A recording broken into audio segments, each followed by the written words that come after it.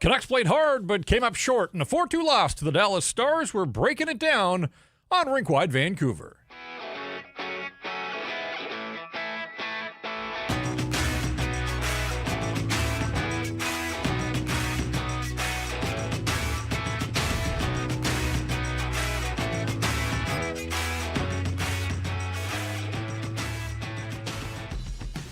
We welcome you inside the Pacific Toyota Dealer Studios. Visit shoptoyota.ca or your local Pacific Toyota dealer today.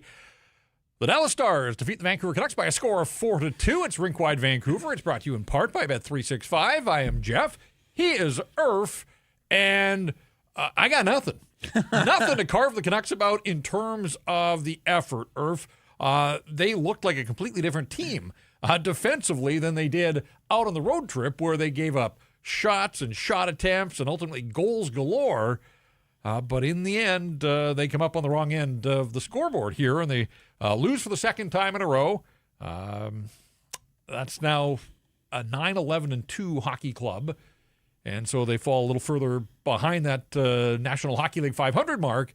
And so it's sort of a double-edged sword because they like a lot of what you see on a night like tonight, but in the end, not good enough to defeat the Stars. Nope, definitely not good enough. They had their chances. The minute 20 of power play time, we're going to talk about that. Or sorry, two-man advantage time. We're definitely going to talk about that. But just, you can't say not good enough because they were good enough. And it's unfortunate because in a game that they were bad against the Florida Panthers, they got what they deserved. But in this one, they definitely didn't.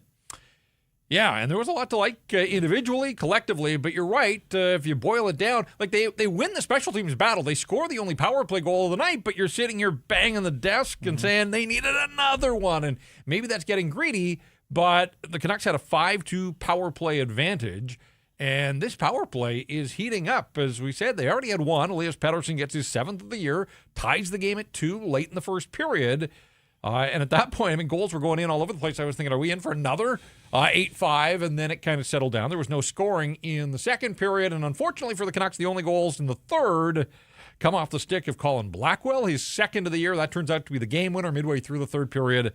And Mikko Rantanen, who had been silent aside from a slashing penalty in the first period. And at one point I leaned to you and I said, I got an uneasy feeling that guy's just been too quiet tonight. Well, he made some noise with a minute and a half to go to seal the deal. The spinning backhander, Brock is still looking for him, and Lankinen is still looking for that puck that just whistled under the crossbar. Like he got everything on the backhander there, and goal scorers do that. And at the end of the night, Robertson gets his 12th of the year. Rantanen gets his 10th.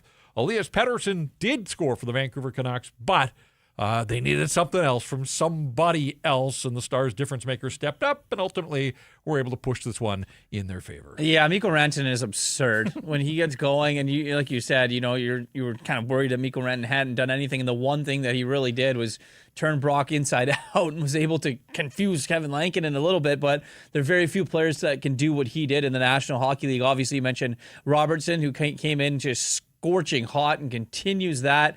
The Dallas Stars are a tough team to beat. The Canucks had every opportunity to do that. And you mentioned the banging on the desk being like they needed another one. That's the next step of evolution in this team. Can they get another one? Can they put a team away in a game that they're controlling? Yeah, can they win another game on home ice this season? That's too becoming a bit of a concern, as it was last year, where the Canucks struggled with 17 wins in 41 games. Now it's 3 wins. In this, their 10th home game of the season, 3-6-1 on home ice, but it goes even deeper than that, that there's 3 wins, but only 2 of them in regulation time, 1 against the Edmonton Oilers in OT. Like, you'll take the victories here, but that means 8 of 10 opponents have left Rogers Arena with something. Yeah. And it does feel like a pretty easy place for opponents just to roll into town, do their thing, get their points, and head on out. So the Dallas Stars certainly in that category. Stars have been terrific on the road. They have one outright road loss all season long that came in St. Louis a month ago, and otherwise they've been collecting points everywhere that they go. What do you make of a game like this one? We'll continue to break it down. You're going to hear our thoughts, but fully interactive here at Rink Wide, and we want to hear from you, and we'll certainly pull from the chat as well. But you know how it works. To get your thoughts and your comments read, pushed to the top of the queue, Bring it with a super chat. Our charity partner this season, the BC Mental Health Foundation, changing the face of mental health and addiction by supporting breakthroughs in care, public understanding, research and knowledge exchange, and justice. Coming with a super chat right off the hop here. Appreciate that. My boy and favorite player, Brocky Boo, is a good 2C option. And then there's a question mark. Honestly, played good and got goalied. It happens. Trade Kane, please. I'm over it. Go Fave Besser.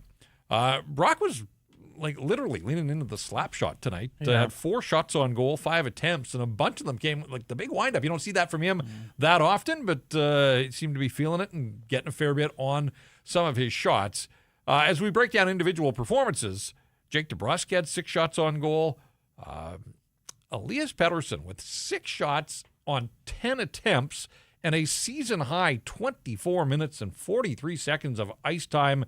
I'm not sure he came off the ice in the final 3 minutes. I'd have to go check the game log there. And they jacked their shot total in the final 90 seconds after the Rantanen goal. They applied some pressure and had a couple of opportunities. But another nice night for Elias Pettersson. When I look up and down this lineup, hard to point a finger at him. And these are the types of numbers you want to see from EP40. Maybe not playing almost 25 minutes, but shouldering a heavy workload there.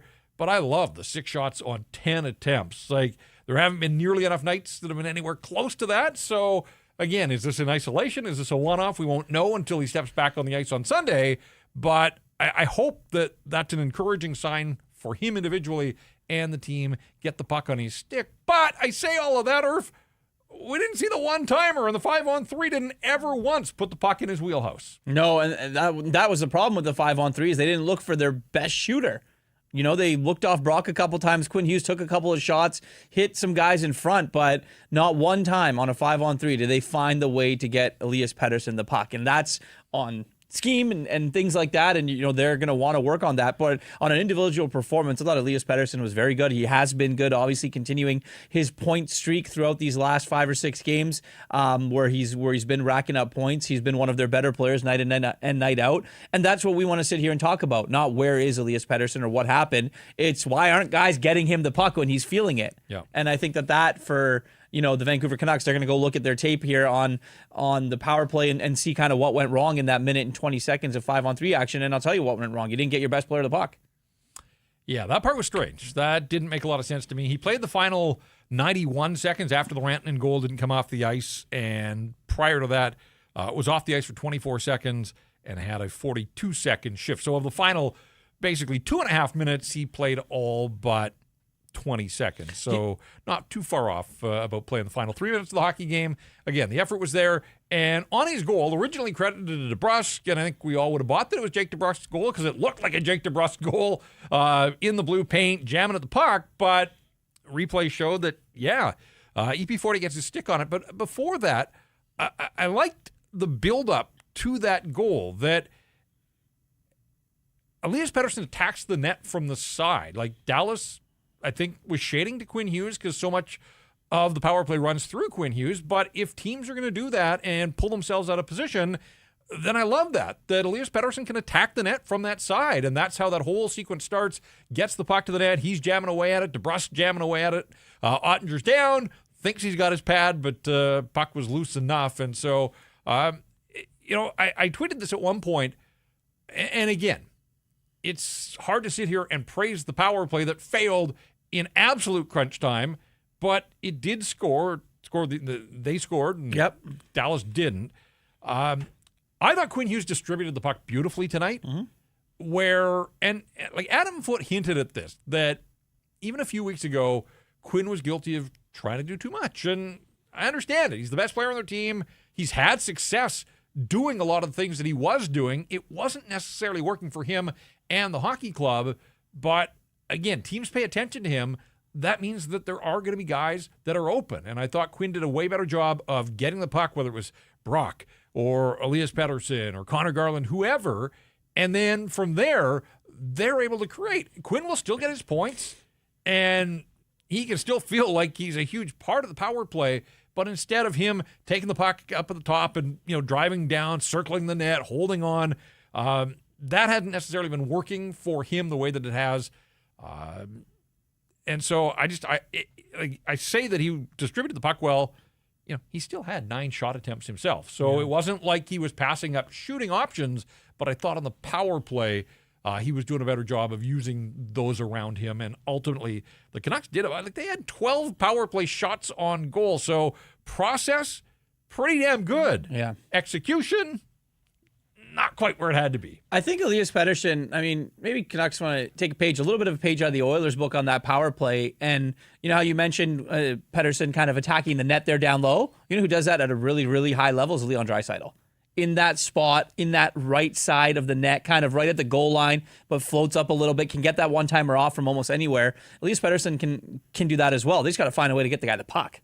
Right? And, you want to see him crashing and banging and get those goals. Jake DeBrusk is that guy. He's the guy there for that. He's going to, 8 power play goals now for Jake DeBrusk this season? All of them, I think, are in and around the blue paint area. Well, it was 8 until they took that one away from him. Sorry, yes. But and that's the other thing. Jake DeBrusk got an assist in this hockey game. That's something I've been charting here for a while. I say it in jest, although it is kind of weird that he went 19 games between helpers when you play on that first unit power play, when you are a top minute guy for the most part. I know he's been moved around the lineup a little bit, but whatever the case, he gets the assist there, and EP40 gets his 7th of the season that tied the game at 2 with 5.5 minutes to go in the first period. Another super chat. Again, appreciate the support. So does the BC Mental Health Foundation. This one, caffeine goes in face. Sure. I thought it was a great game.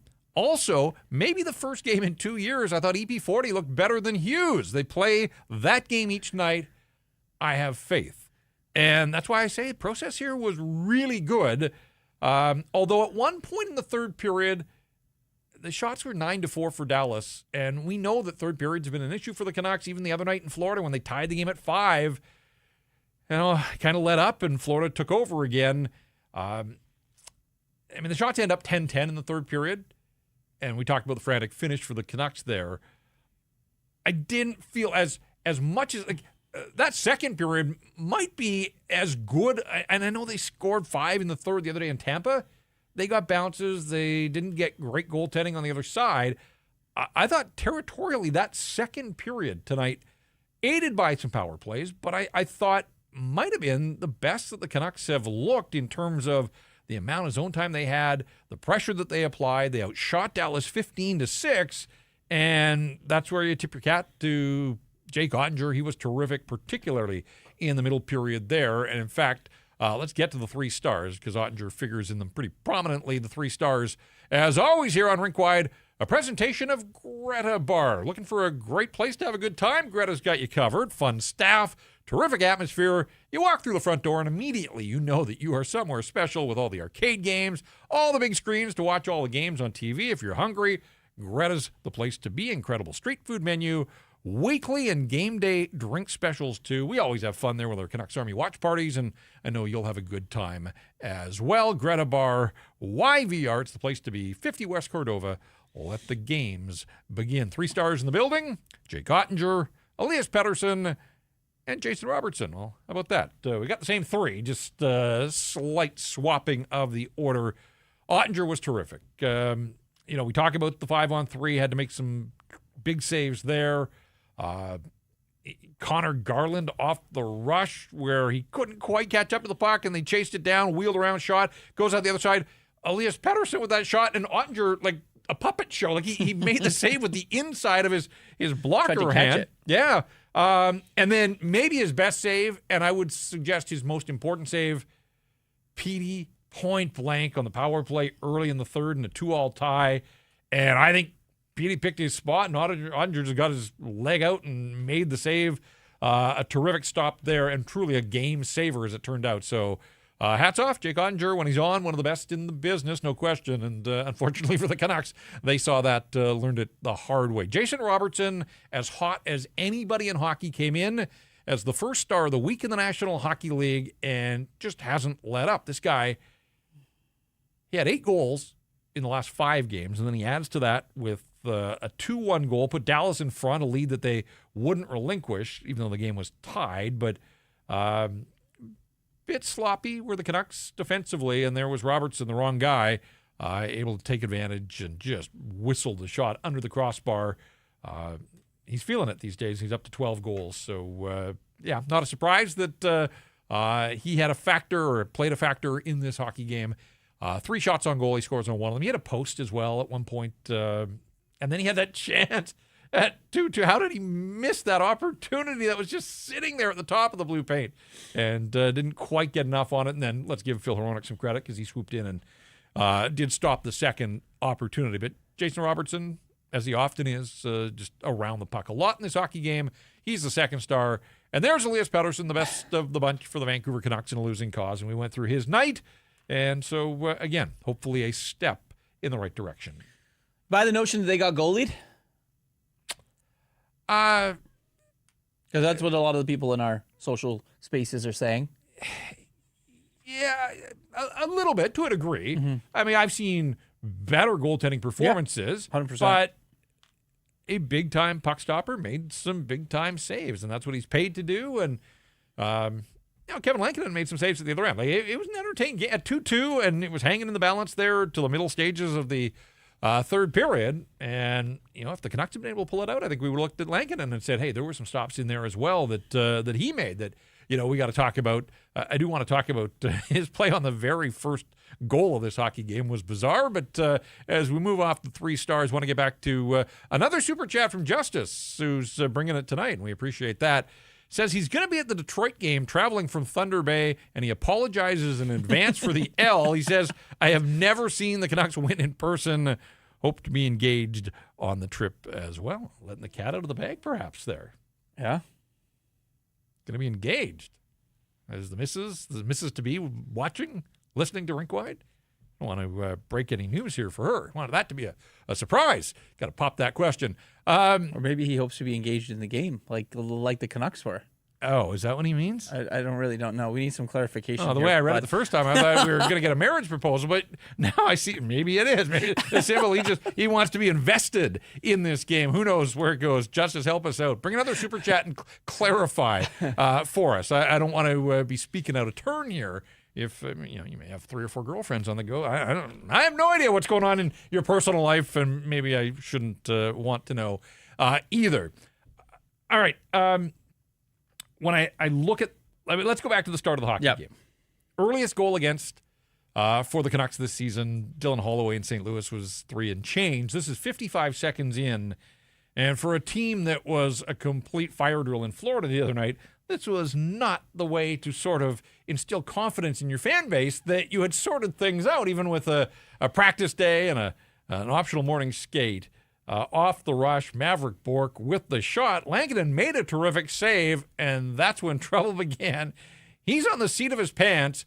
Probably should have been called for, or would have been called for playing the puck in the trapezoid, but as he tries to pull it in, he's not fully settled. Puck goes right under his leg out the other side, and then a bunch of Canucks standing around. Tyler Myers basically in the net. But unfortunately, so was the puck. And Maverick Bourque gets his 3rd of the year, 2 of them coming against the Vancouver Canucks. It got better for the Canucks. The night did in their own zone, but a bit of an auspicious start to the hockey game. Yeah, it was really weird to kind of see how it all played out because he made a great save to start it. Couldn't handle it. I think Kevin Lankinen had a little bit of trouble handling the puck a little bit today. It kind of looked like pucks were getting by him, squeaking by a little bit. There was one that came off the boards weird. It hit him, and he tried to glove it down, and he couldn't do that either. Rebound control was good, but it was the other stuff there that was kind of a little bit. Maybe the puck was bouncing in weird ways here at Rogers Arena. But yeah, the first one was pretty funny. He probably would have got called for it. Referee was on the other side though, so not entirely sure if he would have had a good angle. But unfortunately, the Canucks went down 1-0 pretty early into the hockey game. Do we see this as something that they can build off? Like, the Dallas Stars are built to win now, and I didn't think the Stars played all that well for 60 minutes, but in spurts and at moments, their top players did. But I want to give Canucks credit because I thought defensively, the Canucks outside of that opening minute, I thought they found some of that structure that Adam Foote has been harping on and preaching, and they're at home. They were able to dictate the matchups a little bit, use David Kampf as essentially the matchup guy to free up Elias Pettersson. And as we talked about with all the shot attempts, I think there was something there. In the third period, we saw Foote shake his lines up a little bit in a 2-2 tie I think looking like David Kampf at that stage probably isn't the guy you're looking to break the tie. There isn't a whole lot of offense in his game, although he did have a shorthanded opportunity in the first period where he held on a 2-on-1 and fired it just wide, but it was a pretty good look coming down the right side. Whatever the case, Atu Ratu got a chance in that third period primarily to play. I think DeBrusque was on one side and Besser was on the other. They kind of rolled through as Adam Foote tightened his bench, and especially when they fell behind 3-2, then he really shortened his bench. But all things considered, again, you could see some defensive structure in this hockey game that really wasn't there for the most part on the road trip. It is a losing cause, though, so are we in moral victory territory here, silver lining, or do you think there was something here that they can carry forward? I mean, you hope there is. The fact of the matter is they lost a hockey game and they have 2 regulation wins on home ice this season? Like, that's not good. Are they a good enough team to go on a run here and win, 7 of 8 or win 9 of 13 games? I'm not entirely sure. I think it's really one game at a time with this group. I don't think they're built that way, if I'm being completely honest. But what you saw from Elias Pettersson, what you saw from Quinn Hughes, like, that's good. That's what you want to see. You want to see Elias Pettersson looking engaged. You want to see Elias Pettersson firing the puck and demanding it and being the best player on the ice for the Vancouver Canucks. Moral victories aren't going to get you really anything in the National Hockey League. No. And, the Canucks find themselves, we're a week away from American Thanksgiving now. And, we're going to take a hard look at the standings next week when you and I do the show. But are they a team that can go on a run? And I'm not entirely sure they are built for that. This game, they probably could have fared a little bit better, but important parts of games are special teams, and their special teams wasn't good enough. Good teams score power play goals, right? Yep. Good. Like, look at the Colorado Avalanche. You look at teams that are going to go there. They have opportunities on a 2-on-1. They're probably, a 2-man advantage. They're probably not making those types of mistakes. So, great building block, I guess, if you want to say, for the Vancouver Canucks. But you take this, you better not lose to Calgary on Sunday. Like you have to win that game. Yeah, and I was on Convo earlier in the week, and we were talking primarily about Dallas, but I said to those guys as I concluded that, like, remember the heat in this market after they lost to the Blackhawks? Mm-hmm. That's where the rebuild talk, like, absolutely became a firestorm. And then it sort of died off a little bit. They beat Columbus, then they went out on the road, and if they lose to Calgary on Sunday night, the Flames play the night before against this Dallas team. So it's back-to-back for Calgary coming in here. Second time this year that the Canucks have welcomed the Flames on the back end of back-to-backs. If they lose that one, there aren't many teams behind the Canucks in the overall standings. Calgary's one of them. If they lose that one, I think if you thought that the rebuild noise was loud 10 days ago, it'll go to another level. And I also think, like, you and I sit here and do this quite often. This is probably one of their better, if not the best games that they have played this season. And we're still here talking about an L. Yep. No, you're right. And that, at the end of the day, it's a bottom line business. Have you won enough? No. They have 9 victories now in 22 games. And we've talked about the fact that regulation victories have been few and far between for this hockey club. Hey, Justice followed up. Says, girlfriend's the love of my life. She's asleep and doesn't watch the show. She's new to hockey, but gets right fired up. She's the best. I'm sure she is. I assume then? Like, he still didn't. Yeah, he is. I think we're good. I think we're on the engagement train. Okay. Yeah. All right. We'll move off that. Okay. Van City Nuck says, Jeff, with all these days off and teams making up games while the Canucks get 0 points, how far out of a playoff spot will they be by the time they drop the puck versus Calgary on Sunday? I'm going to punt on that question because after Sunday, they don't play again until Wednesday. They're in a run right now of, and much needed, break in the schedule, but 2 games in 9 nights while teams are playing all around them. So, I mean, we'll talk about it Wednesday. We will talk about it Wednesday, but without going deep, and I'm not trying to ignore it, but Irf's got the rule that we can't check the standings on the show until U.S. Thanksgiving, or at least the eve of U.S. Thanksgiving. You're barking up the right tree there. Yep. Is where I'll go with that. And people can say it's early, but it can get late early as well. And if you're not picking up points, and other teams are, and if you're one that wants to look at the standings right now, check point percentage. Don't get caught up in the points. Like, look at point percentage. that sort of tells you the bigger, better story about this Vancouver Canucks hockey club right now. The 5-on-3, again, they moved the puck around, generated some shots. There were looks there, but ultimately no goals. That's now 0 for 3 on the season, 5-on-3. They have had 3.5 minutes of 5-on-3 time and haven't been able to score. And that's troubling because the teams that do score generally make it look so easy, zip it around, find a wide open look, and pull the trigger. And here, again, maybe a little too much passing and not enough shooting, but on the night, Canucks had 12 power play shots on goal. That's going to lead us into our stat that stands out, and it's delivered by Uber Eats. Uber Eats enabling fans to maximize their fandom all season long with exclusive game day deals on the app. Every time the Canucks are playing at home, you can get a buy one, get one 6-piece chicken McNuggets from McDonald's in Vancouver, only on Uber Eats, from game day eats to paper plates and napkins. If you're hosting, to all the ingredients you need to make your favorite game day dip before, during, or after the game, Uber Eats is assisting every fan's hockey experience all season long. Hashtag crave the stats. And our stat that stands out tonight is that the Canucks have now scored a power play goal in 6 straight games. So if we are trying to draw positives here, and again, it's kind of like, yes, it is, but it isn't. But they are finding ways to get this power play going. And at one point, and I haven't looked at the completion of play tonight, but at one point earlier in the night, there were only 3 teams in the National Hockey League with more power play goals this season than the Vancouver Canucks. So Jake DeBrusk responsible for the bulk of them.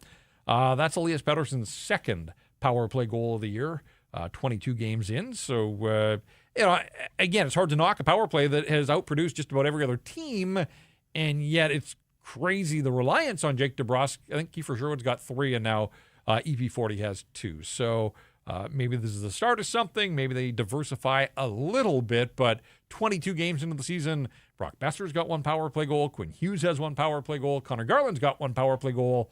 Ultimately, they don't care who puts the puck across the line as long as it happens. They did in the first period. They couldn't the rest of the way, and as a result, they fall 4-2 to the Dallas Stars, and that is back-to-back losses. This one looked better than the loss in Florida to wrap up the road trip, but they all look the same in the loss column. And again, basically a week going by here without the Canucks. Well, they got 2 points in Tampa on Sunday, so coming up on a week where 2 points as other teams around you are collecting theirs, that's not going to get the job done. But a power play goal in 6 straight, that's something to build on, and that is our stat that stands out.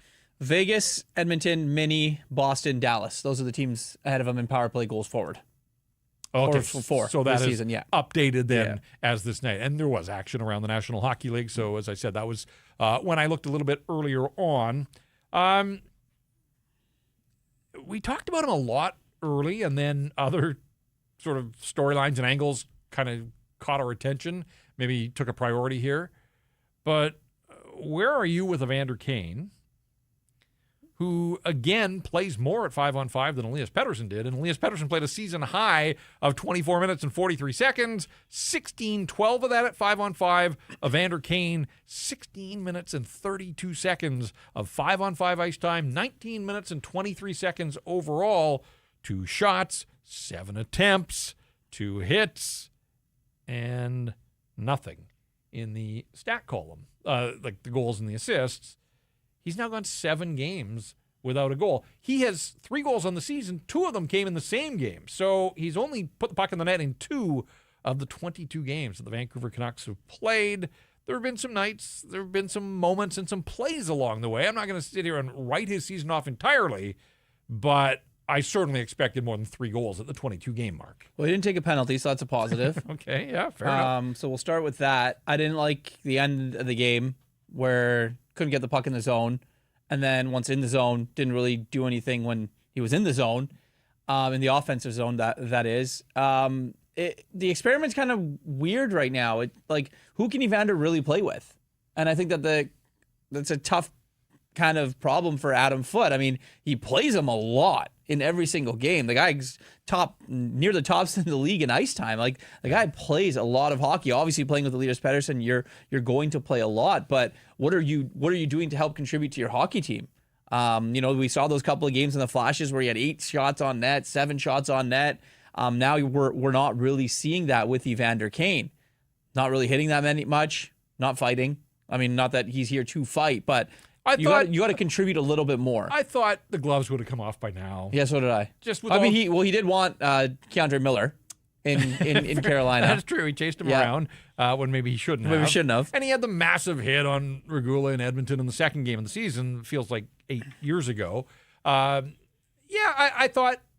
I guess I expected more of a physical presence, and at some point with the losing here, I thought the gloves would have come off somewhere along the line. The underlying numbers weren't great for him tonight. We talked about all that 5-on-5 ice time. Positive shot attempt differential, but the actual shots on goal, 9-3 in the Stars' favor, and he was on the ice for 2 of their 4 goals. So, this wasn't a great night for him. And I'm not seeing a ton of chemistry. Like, it's not like Elias Pettersson is in this incredible run of form on the shoulders of Evander Kane. They kind of coexist, but to your point, like, where do you move them and who are the better options on left wing? Like, that's the thing. And it's like, and no, I'm not trying to knock Evander Kane here, but like, what are you doing? And are you being helpful to your hockey team night in and night out? Or are you just going to eat 20 minutes of ice time every single game? Well, he certainly is feasting on the ice time. There's no question about that. Surprisingly so.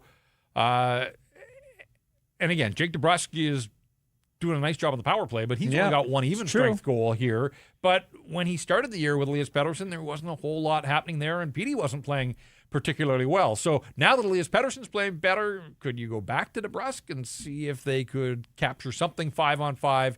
I mean, I think Adam Foote is trying to spread whatever offense he's got here.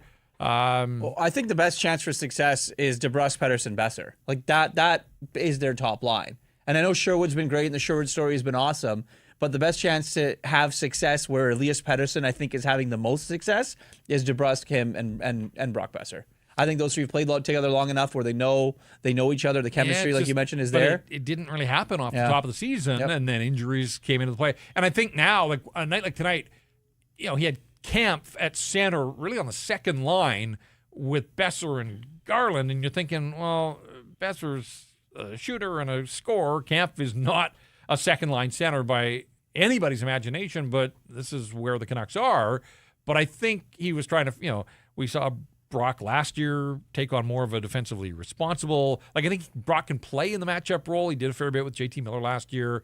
And Garland drives play a lot, and so maybe the hope was that it was Connor Garland that was going to, carry the puck and transport it and get to the offensive zone. Whatever the case, mixed bag. That line took on a heavy matchup, held its own, and then from there you saw Adam Foote try and work some of the matchups with the last change. So we'll see what it looks like on Sunday. I don't think that they're getting anybody back.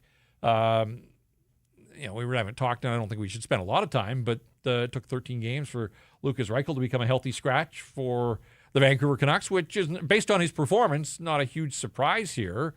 And I don't know where it goes from here. And Archdeep Bains has been a healthy scratch for 4 straight games, and I starting to wonder, where will Archdeep Bains play his next hockey? Will it be in a Vancouver Canuck uniform? Will it be in an Abbotsford Canuck uniform? Will they put him on waivers here? And I don't think you want him sitting forever, and Abbotsford certainly can use all the help it could get if they were able to send some players back. So we'll see where it goes, but it's not been a great week for Archdeep Bains, who started this year on the second line for the Vancouver Canucks and has now been a healthy scratch for 4 straight games. Yeah, it's kind of a tough situation for both of them.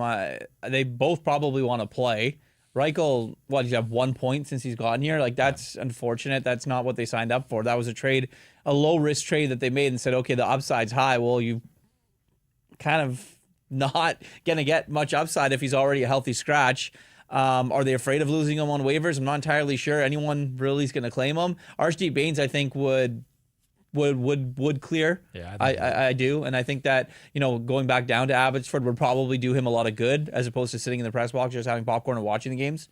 I think that, playing is obviously a lot better for these guys. But I'm with you. I don't know where Archdeep will end up playing again, whether that's in Vancouver or in Abbotsford, because you look at the way that their lines are constructed right now, it's kind of like Evander Kane-ish a little bit. Like, where do you put him in? Where does Archie Bains fit in? Is it with Sassone and Linus Carlson? Well, Carlson's playing really good offensively right now. Are you going to reunite that? Are you going to mess with that juju? I don't think you want to do that.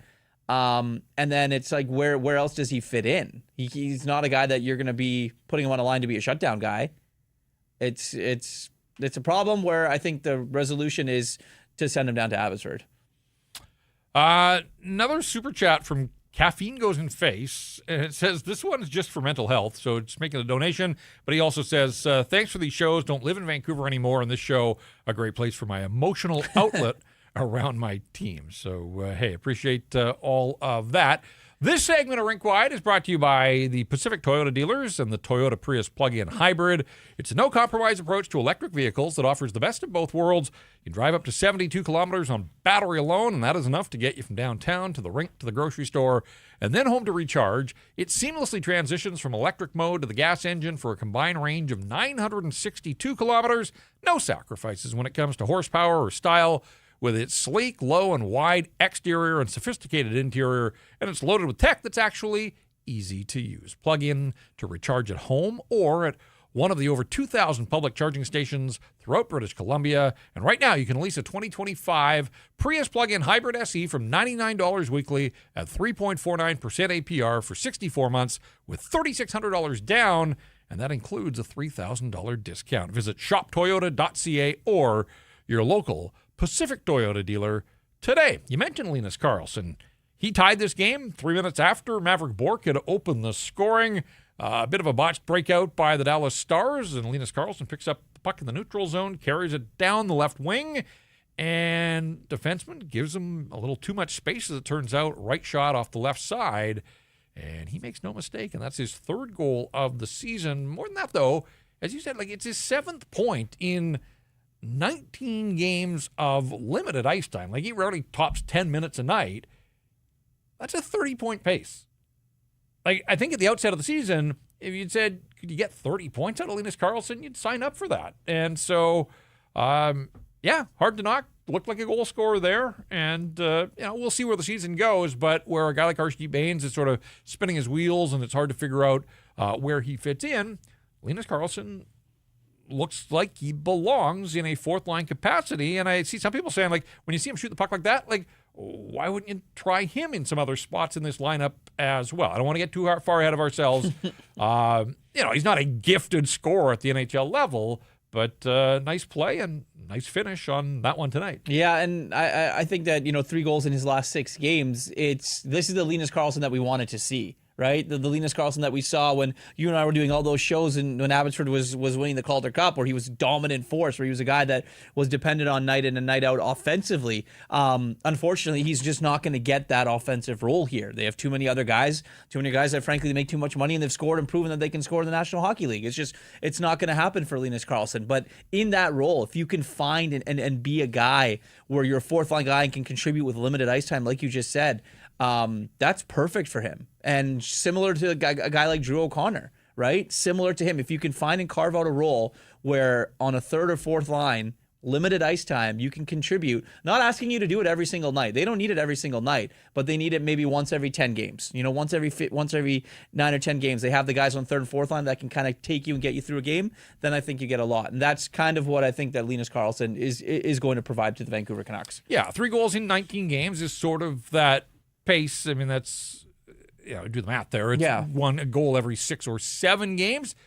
Again, if he could score that would get him to double digits in goals on the season. And I think, again, you'd take that from a fourth-line guy that has shown an ability to score at other levels, whether it's the AHL, whether it was back home in Sweden, celebrated his birthday last weekend and gets a belated birthday goal. So I liked, again, limited ice time, 9 minutes and 39 seconds, 8:08 at 5-on-5.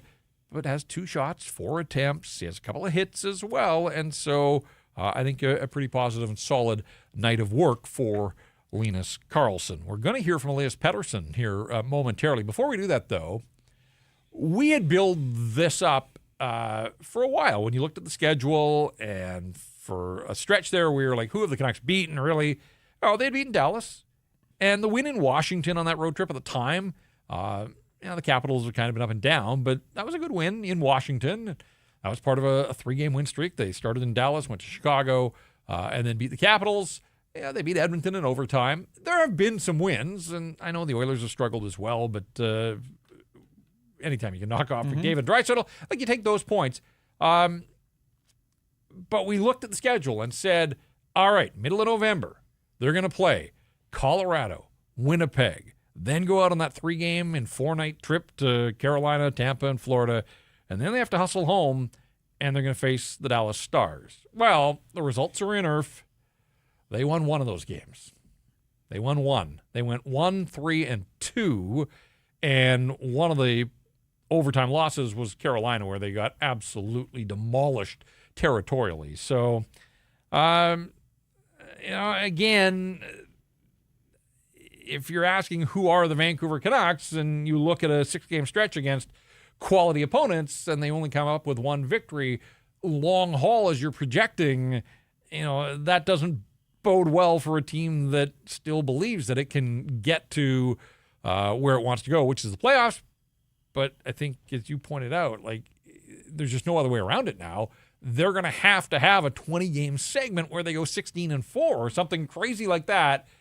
And just with all the inconsistencies and the holes in this lineup, that feels like a monumental ask of this Vancouver Canucks team. Well, and even just the parity in the National Hockey League. There's so many good teams. The San Jose Sharks won in shootout against the LA Kings. They're a team that is right on the heels of the Vancouver Canucks. They're a team that nobody believes in. There's no easy out in the NHL, and especially if you're the Vancouver Canucks. So as you mentioned, who is this team? What is this team? We can't be sitting here every single night if they play well saying that they played really good and the chat's moral victories and things like that. No, it's not. It's 2 points or 1 point or no points. And unfortunately for the Vancouver Canucks, one win against the gauntlet of opponents that they did have is only 2 points out of a possible lot more that could help them in the standings. All right, Elias Pettersson, we've talked about him a fair bit. Prominent, was one of the stars in this hockey game. Had a night, but unfortunately not enough to propel the Canucks to victory. They fall 4-2 to the Dallas Stars. Here are some of the thoughts of EP40. Yeah, for sure. We definitely had some looks to score. I had some good looks to score, take the lead, but yeah. How about you look back at that 5-on-3 now? You guys had some pretty good chances. Ultimately, would have made a big difference. Yeah, for sure. I mean, we got a minute 20 if we have to get a goal there. Games like this, tight, special teams could win us the game. Now we got one on power play, but when we get a long 5-on-3, we need to get a goal. Katie, I'm sure you're disappointed in the moment, but are you able yet to sort of think about that performance and sort of look at it as one of the best that this group's had in terms of controlling play this season? Well, not good enough if we lost, so definitely it's a good team over there. We definitely did enough to win, but yeah, wasn't enough today. Yeah. Felt like your usage changed a little bit today. Now that Kampf is on the team, it seemed like you were able to start in the offensive zone a little bit more frequently. Not necessarily handled the Tufts exclusively, although you still played a lot against Rantanen. Did you notice a difference over the course of the game? Yeah, I noticed a little difference. I mean, Footy, I have all my beliefs in him and what he sees. I'm just ready whenever he calls me. You talked about special teams being a difference maker. Can you take anything out of the penalty kill tonight? Yeah, that was good. We talked about being more aggressive and not let them get too much time with the puck. Chances when we... so that was definitely better today, and improvements there. It seemed like something that you guys were able to build off as well. Like we talked about how sometimes a penalty can grow momentum for a team, and it seemed like that was a little bit happening tonight. Yeah, I think so. Pico was good, Langs was good in net. Yeah, just like when we just gotta be better. Us on the power play one to get a goal there in the 5-on-3. Yeah. There you go, Elias Pettersson with some thoughts on a 4-2 loss to the Dallas Stars. He was asked about the penalty kill. We talked about the fact that this Dallas team came in with the second best power play in the National Hockey League, most power play goals scored this year, power play running at 31%, and the Canucks killed off both of the penalties, Linus Carlson in the first period and Drew O'Connor an offensive zone hooking or holding call 8 minutes into the third, and Dallas only had 2 official power play shots. Jason Robertson hit the post on the first period power play, so that was close, but no, I mean, there was some good there for a penalty kill that has bled goals at an outrageous rate going up against a red-hot power play.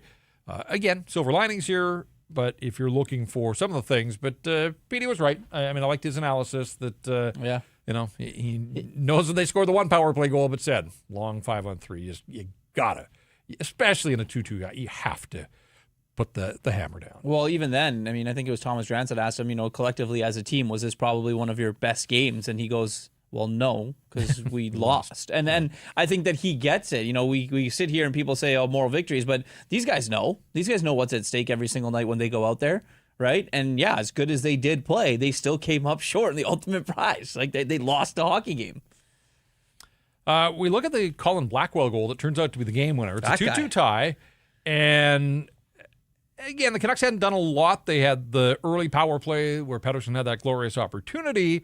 And then Jason Robertson had the blue paint chance as well. So there were chances at both ends of the ice. It stays 2-2. And, again, you see this so often in hockey where the Canucks are unable to get the puck in deep. And in transition, it's just one decision, but it's a poor decision in the wrong moment. Tom Willander jumps up, and he gets caught. And a heck of a spinning pass from Radek Faksa the sideboards. Right onto the stick of a rushing Colin Blackwell. And Adam Foote talked about this morning where, these are who the Stars are. They try to catch in transition. They try to do it with their speed. I don't know if you necessarily expect Colin Blackwell to be the guy on the finishing end, but he snaps it on the glove side on Kevin Lankinen, and there really wasn't much that Quinn Hughes could do as the last man back. And so turnover at the offensive line, and moments later, what turns out to be the game winner wound up in the back of their net. It's a rookie mistake. He's going to have to learn from it. That film session isn't going to be fun for him, for sure. Thought he could get there, but it's the NHL. Vasquez played in the NHL for a very long time, knows how boards work and things like that, and the way the puck is going to bounce. And like you mentioned, the Dallas Stars, they try and get teams like that, and they try and pounce on your mistakes. And the one mistake proved to be very costly for the Vancouver Canucks. Yeah, it was a game that was begging for one more Canuck goal there in the third period, and unfortunately they couldn't get it, and third periods have been an issue for this hockey club all season long. They give up the only 2 goals in the third, and as a result, they fall by a score of 4-2. So that's back-to-back losses in regulation time. They beat Tampa last Sunday, so the losing streak, it's modest right now as it stands. It's just at 2, but we talked about this gauntlet. You go back, overtime loss in Carolina, the regulation loss to Winnipeg, overtime loss to the Colorado Avalanche. It's just 1 win in the last 6 hockey games now for the Vancouver Canucks. All right, we have broken this one down. We're hoping to hear from Adam Foote. We'll see if we get that opportunity. In the meantime, let's take a look at what's coming up on the out-of-town scoreboard. It's time for our Bet365 line of the night. I'm going to start with the Chicago Blackhawks. I love the way that team has been playing lately. I really do. I love Connor Bedard. Love the fact that they lost against the Seattle Kraken and have to go to Buffalo. But I'm taking the Blackhawks all day long over the Buffalo Sabres at plus money. Winnipeg Jets and Carolina Hurricanes. Can you imagine that as a Stanley Cup final? It could happen. They're both some pretty good hockey teams. Yeah. I mean, Colorado Avalanche are going to have something to say about that. But the Winnipeg Jets, I like them at plus money as well. And the LA Kings, after losing to the San Jose Sharks, I have them beating the Boston Bruins. So you put those 3 together, you get some decent odds on Bet365. Whatever you bet, it's never ordinary. Bet365. Download the app, get in on the game. Use code NATION. Bet365 must be 19 or older. Please play responsibly. And the Canucks did play responsibly in this hockey game for the most part, but again, an inopportune breakdown at 2-2, and puck winds up in the net. That was 10:47 in the third period, by the way, the time of the Colin Blackwell goal, just his second goal of the season, which is nowhere close to the number of NHL franchises that he has played for. Irf was playing game show here in the studio as this game went on. Shocked me. He's been in the league since 2018, 2019 with the Nashville Predators. He's played for 6 teams. That surprised me. I would have said 4. I have zero recollection of him as a Predator. I don't have any recollection. I remember him briefly in Seattle and the Rangers, and obviously now here in Dallas. But for the Stars, like they'll take a night like this where they're banking on Jason Robertson scoring every night. Rantanen does what he did quite frequently, but they got the third goal of the year from Bork and the second goal of the year from Blackwell. Now, the Canucks got a goal from Linus Carlson, so they got one deep in their lineup. It was just sort of the middle of the sandwich there that was kind of missing. What do we make, if anything, of David Kampf's first home game as a Canuck? The numbers were 13 minutes and 20 seconds, so sort of in the same ballpark that he played the other night down in Florida in his debut. Had 2 shots, a couple of hits, won 6 of 15 faceoffs. So a guy that was pretty good in the draw the other night, not so much here. Again, used in a matchup role, and I would think that we'll see some more of that. Was on the ice for 5 goals against the other night in Florida, so this is an improvement, obviously, but did you notice him at all, one way or the other? Nope, not really. I think that we noticed him talking about the matchup role, that he's going to have to play a little bit of that to free up Petey or Elias Pettersson, and I think that that's probably what they're going to hope to do on home ice, is have Kampf play that matchup role so Elias Pettersson can go up against a team's third line and, hopefully, be able to create a little bit more offense. But, yeah, I mean, he's not going to be the savior here for the Vancouver Canucks as a second-line center. You're not going to get, flashy, brilliant nights of David Kampf going off for 2 goals and 3 assists and, 5 shot attempts and things like that. He's a solid player. He should be responsible in his own end. He's, billed as a two-way defensive forward, and that's what they're going to need from him to go and be able to do that. I know in the first game he was on the ice for a lot of goals against, but, you hope that can improve. Obviously, now coming to Vancouver, being with the team, he's got his family here, so you hope that things settle down a little bit, but the schedule sucks. I mean, it sucks for everyone. As they have the 2 games, they go back out on the road, then they come back, then they go to New York. Yeah. Like, they go another long road trip. So there's a lot of time to hopefully, get involved in with the team. Not that much practice time, though, Jeff. No, day off on Friday, and then a practice day Saturday before they face the Flames on Sunday. Super chat from Domaniac says, I saw a lot of bad bounces this game. Is it just that, or does the forward group still struggle to finish? I think you answered your own question there on the back end. That, look, Brock Besser's got 8 goals, but he's gone 4 without scoring now. That's the longest he's gone all season long. Connor Garland missed the game the other night. He comes back. I didn't really notice him an awful lot in this hockey game. DeBruska's been scoring, mostly on the power play. But on a night like tonight, there were opportunities. People want to hear about the chances they generated. Want to talk about the goals that they didn't score, ultimately, and that's what happens when you lose by a score of 4-2. Let me ask you then, because since we're having this moral victory debate, what did you like from the Vancouver Canucks? And I like the response to the early goal against. Sometimes you give a greasy goal like that, games can get away from you in a hurry. I will give this team credit. 22 games in, games don't really get away from them until late. I don't know if that's a good thing necessarily, but even the other night, a goofy game in Florida, they were able to battle back and tie it at 5, and then they lost. Here tonight, it's 2-2 in the third period. I haven't loved third periods other than the one in Tampa, and I'm not sure where that came from because thirds have been a real problem for the Vancouver Canucks, but I did like the response and the fact that it was Linus Carlson capitalizing on opportunity there. And then after they fell behind 2-1, again, Canucks were able to tie. So they stay within reach in a lot of these games. It's just that they haven't been able to put a lot of those tight games in a stranglehold and wrestle them in their direction. I like Elias Pettersson. I think he's been under such a microscope all year here, and there have been some nights where he had some points, and people, I think, were getting a little giddy about his performance, but this is another night where this guy dug in. Plays almost 25 minutes. We talked about the shots and the shot attempts. The fact that he scored 1 of their 2 goals was one of the game stars. I like that, and I do hope that this is something for him to build on. Again, I'm ready to see him have a different winger, but I'm not the coach of this hockey club, so we'll see how they roll out at practice on Saturday and how they play on Sunday against the Calgary Flames. All right, we're going to catch a little bit of Adam Foote here. Let's hear from the head coach who addressed the media after his team falls 4-2 to the Stars. Yeah, it was probably our best game of the year. We frustrated them the second period. We pretty much dominated that period, and you could see it in their game. Yeah, it was good. What did you like about the changes you made to the lines, particularly moving Kampf up into that top 6 role and changing the way you approach the matchups a little bit? Well, he's got some experience and he's trying to find his game, and he just got here to a new system, a new team, and hasn't played a lot lately. So as the game went, I felt like he got more comfortable defending.